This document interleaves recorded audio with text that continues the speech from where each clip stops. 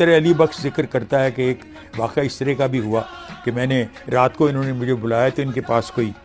مہمان بیٹھے تھے اور یہ وہ صوفے پہ بیٹھے تھے، یہ ان کے پاؤں داب رہے تھے،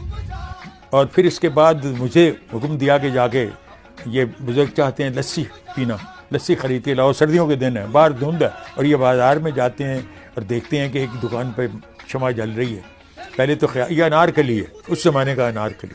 تو یہ وہاں پہنچتے ہیں تو انہوں نے وہ دودھ دہی والے بیٹھے ہیں اور انہوں نے اس کے لیے لسی بھی بنا دی جو بھی مانگا، تو انہوں نے پیسے دینے کی کوشش کی علی بخش نے، تو اس نے کہا نہیں نہیں، اقبال کے ساتھ ہمارا حساب چلتا ہے، لے جاؤ۔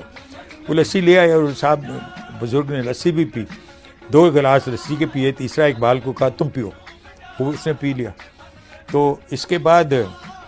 علی بخش کو پھر بلوایا، اس وقت بزرگ موجود نہیں تھے، وہ کہنے لگے ابھی اٹھ کے گئے، ان کے پیچھے جاؤ اور ان کو بلا کے لاؤ، میں نے ان سے اور بھی باتیں کرنی۔ تو وہ کہنے لگا جی دروازہ تو اندر سے مقفل ہے، میں باہر کیسے جاؤں، باہر تو کوئی نہیں گیا، تو اس پر خاموش ہو گئے۔ تو اب کتنی مدت کے بعد علی بخش ان سے پوچھتے رہے کہ بتائیے یہ کون بزرگ تھے جو آپ کے پاس بیٹھے ہوئے تھے اور جن کا دیدار میں نے بھی کیا، یہ نہیں ہے کوئی کہہ سکتا کہ میں نے آپ کو کسی سے باتیں کرتے سنا ہے، میں نے آپ اس شخص کو بیٹھے ہوئے آپ کے پاس دیکھا۔ تو انہوں نے کہا کہ اچھا ایک شرط پر تمہیں بتا دیتا ہوں، یہ علی بخش کا قول ہے کہ